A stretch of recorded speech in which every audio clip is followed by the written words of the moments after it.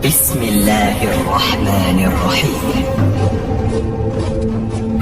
ألم تر كيف فعل ربك بأصحاب الفيل ألم يجعل كيدهم في تضليل وأرسل عليهم طيرا أبابيل ترميهم بحجارة من سجيل فجعلهم كعصف مأكول.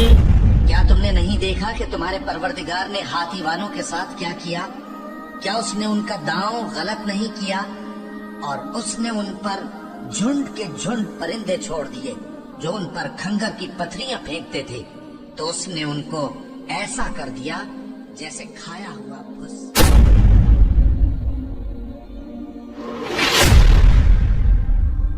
اعوذ باللہ من الشیطان الرجیم. بسم اللہ الرحمن الرحیم. اللہ تبارک و تعالیٰ کے نام سے شروع جو بڑا مہربان اور نہایت رحم کرنے والا ہے. پیارے دوستو، جب بھی کسی کافر اور مشرک بادشاہ نے اللہ تبارک و تعالیٰ کی کبریائی کو للکارا اور اللہ تبارک و تعالیٰ کی ذات سے جنگ کرنا چاہی، تو اللہ تبارک و تعالیٰ نے کسی نہ کسی چھوٹی اور حقیر مخلوق کے ذریعے ایسے بادشاہوں کو ہلاک کیا اور پوری دنیا کو اپنی شان کی جلوہ گری دکھاتے ہوئے بتایا کہ اللہ تبارک و تعالیٰ کی ذات کا مقابلہ کرنا تو دور، یہ بدبخت بادشاہ اللہ تبارک و تعالیٰ کی بنائی ہوئی کسی حقیر مخلوق کا مقابلہ بھی نہیں کر سکتے. جیسا کہ جب نمرود نے اللہ تبارک و تعالیٰ کی ذات سے جنگ کرنا چاہی تو اللہ تبارک و تعالیٰ نے اس کو ایک لنگڑے اور کانے مچھر کے ہاتھوں ہلاک کر دیا. پیارے دوستو، ایسا ہی ایک ایمان افروز واقعہ آج کی اس ویڈیو میں ہم آپ کو بتائیں گے کہ جب ایک بادشاہ نے اللہ تبارک و تعالیٰ کے گھر خانہ کعبہ کو گرانے کی کوشش کی تو خدائے وحدہ قہار نے کس طرح اس بدبخت بادشاہ کو ہلاک و برباد کیا اور اس کے لشکر کو صفائے ہستی سے مٹا دیا. پیارے دوستو، ہمارے آخری نبی حضرت محمد مصطفیٰ صلی اللہ تعالی علیہ وآلہ وسلم کی آمد سے پہلے مکہ میں ایسے بہت سارے عجیب و غریب واقعات رونما ہوئے جن واقعات نے ایمان والوں کے ایمان کو مزید روشن اور منور کر دیا. یہ تمام تر واقعات اس بات کی طرف اشارہ کر رہے تھے کہ اب اس کائنات کے اندر ایسی ہستی آنے والی ہے جو اس کائنات کی حقیقی جان ہے. پیارے دوستو، حضور پاک صلی اللہ تعالی علیہ وآلہ وسلم کی پیدائش سے صرف 50 دن پہلے ایک ایسا عجیب و غریب واقعہ پیش آیا جس کو اللہ تبارک و تعالیٰ نے باقاعدہ قرآن پاک میں ایک سورت نازل کر کے بیان فرمایا جس کو اصحاب فیل کا واقعہ کہا جاتا ہے. ہمارے پیارے نبی حضرت محمد مصطفیٰ صلی اللہ تعالی علیہ وآلہ وسلم کی ولادت سے پہلے یمن اور حبشہ پر ایک ظالم اور طاقتور بادشاہ کی حکومت تھی جس کا نام ابرہا تھا. یہ بادشاہ انتہائی طاقتور تھا اور اس نے اپنی جنگوں کے زور پر بہت سارے علاقوں کو فتح کیا ہوا تھا. اس کی طاقت اور بہادری کے قصے ہر طرف مشہور تھے. انہی دنوں میں جب حج کا مہینہ آیا تو بہت سارے لوگ حج کرنے کے لیے اللہ تبارک و تعالیٰ کے گھر کی طرف جانے لگے. یہ منظر دیکھ کر ابرہا بہت پریشان ہوا کہ اتنے سارے لوگ اللہ تبارک و تعالیٰ کے گھر کا طواف کرنے کے لیے جا رہے ہیں. یہ بات ابرہا کو بالکل بھی ہضم نہ ہوئی. ابرہا نے جب یہ دیکھا کہ یہ لوگ ہمارے ملک سے دوسرے ملک میں جا کر اللہ تبارک و تعالیٰ کی عبادت کرتے ہیں تو اس وقت ابرہا کے دل میں یہ شیطانی خیال آیا کہ وہ اپنے علاقے یمن میں ایک عظیم الشان گرجا گھر بنائے گا تاکہ لوگ مکہ میں جا کر اللہ تبارک و تعالیٰ کی عبادت کرنے کی بجائے اس کے گرجا گھر میں آ کر عبادت کریں. اور یہ بدبخت یہ چاہتا تھا کہ لوگ اس کے گرجا گھر کا طواف کریں اور یہیں پر حج کریں. اس طرح اس بدبخت نے لوگوں کو اللہ تبارک و تعالیٰ کی ذات سے دور کرنے کا ارادہ کر لیا اور یہ فیصلہ کر لیا کہ یہ اپنے شہر میں ایک عظیم الشان گرجا گھر بنائے گا. چنانچہ اس بدبخت نے اپنے شہر کے اندر ایک عظیم الشان اور خوبصورت گرجا گھر بنوا دیا اور کچھ لوگوں کو مکہ کی طرف دعوت دینے کے لیے بھیجا تاکہ مکہ کے لوگ یمن میں آ کر اس کے گرجا گھر کی زیارت کریں اور وہیں پر عبادت کریں. چنانچہ جب مکہ کے لوگوں کو اس بات کا علم ہوا کہ ابرہا نے صنعاء کے اندر ایک گرجا گھر تعمیر کیا ہے تاکہ لوگ مکہ کو چھوڑ کر وہاں جا کر عبادت کریں، تو یہ بات مکہ والوں کو بالکل بھی پسند نہ آئی اور ان کو بہت زیادہ دکھ ہوا. خاص طور پر قبیلہ قریش کو اس بات کا سب سے زیادہ دکھ ہوا کیونکہ قبیلہ قریش کعبے کا متولی تھا. قبیلہ قریش کے لوگ ابرہا کی اس حرکت پر بہت زیادہ غصہ تھے. چنانچہ ایک روز قریش کے قبیلے بنو کنانا کا ایک شخص غصے میں آ کر صنعاء کی طرف روانہ ہو گیا. اس شخص نے وہاں پہنچ کر رات گرجا گھر میں گزاری اور اس شخص نے اس گرجا گھر میں پیشاب اور پخانہ کر کے اس گرجا گھر کو آلودہ کر دیا اور اس گرجا گھر کے ایک طرف آگ لگا دی۔ جب اس بات کا ابرہہ کو پتا چلا کہ اس کے گرجا گھر کی بے حرمتی کی گئی ہے تو وہ طیش میں آ گیا اور اس نے کعبہ کو گرانے کی قسم کھا لی۔ چنانچہ ابرہہ نے اپنی فوج کو اسی وقت حکم دیا کہ ایک بہت بڑا لشکر تیار کیا جائے اور یہ تمام لشکر ہاتھیوں پر مشتمل ہو۔ پیارے دوستو، اس دور کے اندر ہاتھیوں کے لشکر کو ایک خطرناک لشکر تصور کیا جاتا تھا۔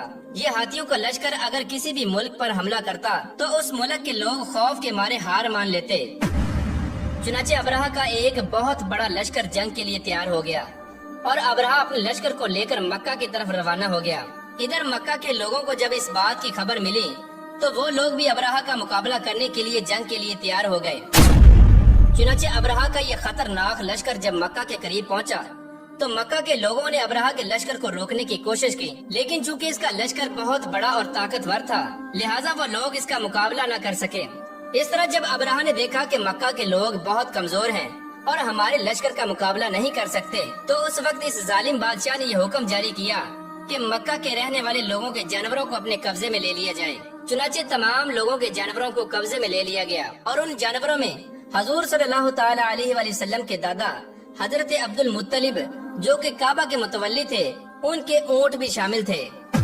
حضور صلی اللہ تعالی علیہ وآلہ وسلم کے دادا جناب عبد المطلب نہایت ہی روبدار اور پروقار شخصیت تھے۔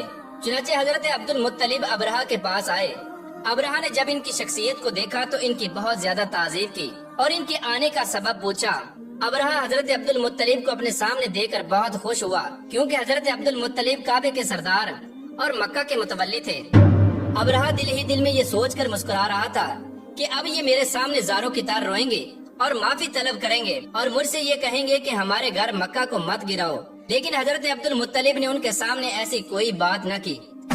حضرت عبد المطلب ابرہہ سے فرمانے لگے کہ مجھے میرے اونٹ واپس کر دو، میں اپنے اونٹ لینے کے لیے آیا ہوں۔ ابرہہ ان کی یہ بات سن کر بہت حیران و پریشان ہوا اور ان سے کہنے لگا کہ میں تو تمہارے گھر خانہ کعبہ کو گرانے کے لیے آیا ہوں جو تمہارا اور تمہارے باپ دادا کا ایک مقدس مقام ہے، لیکن آپ کعبہ کے متولی ہونے کے باوجود اس کے متعلق کچھ بھی بات نہیں کر رہے اور صرف اپنے اونٹوں کا مطالبہ کر رہے ہیں۔ اس کے جواب میں حضرت عبد المطلب نے فرمایا کہ میں صرف اپنے اونٹوں کا مالک ہوں اور کعبے کا جو مالک ہے وہ خود اپنے گھر کی حفاظت فرمائے گا، مجھے اس کی کوئی پرواہ نہیں۔ ابرہہ یہ جواب سن کر غرور سے مسکرانے لگا اور کہنے لگا کہ آج خانہ کعبہ کو میرے ہاتھوں کوئی نہیں بچا سکتا اور آج میں کعبہ کو گرا کر ہی چھوڑوں گا۔ چنانچہ اس کے بعد ابرہہ نے حضرت عبد المطلب کے اونٹ واپس کر دیے اور حضرت عبد المطلب کچھ کہے بغیر اپنے اونٹ لے کر واپس چلے گئے۔ حضرت عبد المطلب واپس آ کر قریش والوں سے فرمانے لگے کہ تم لوگ اپنا ساز و سامان لے کر پہاڑوں کی چوٹیوں پر چلے جاؤ۔ چنانچہ تمام لوگ اپنا سامان لے کر پہاڑوں کی چوٹیوں پر چلے گئے۔ اس وقت صرف حضرت عبد المطلب خانہ کعبہ میں اکیلے موجود تھے۔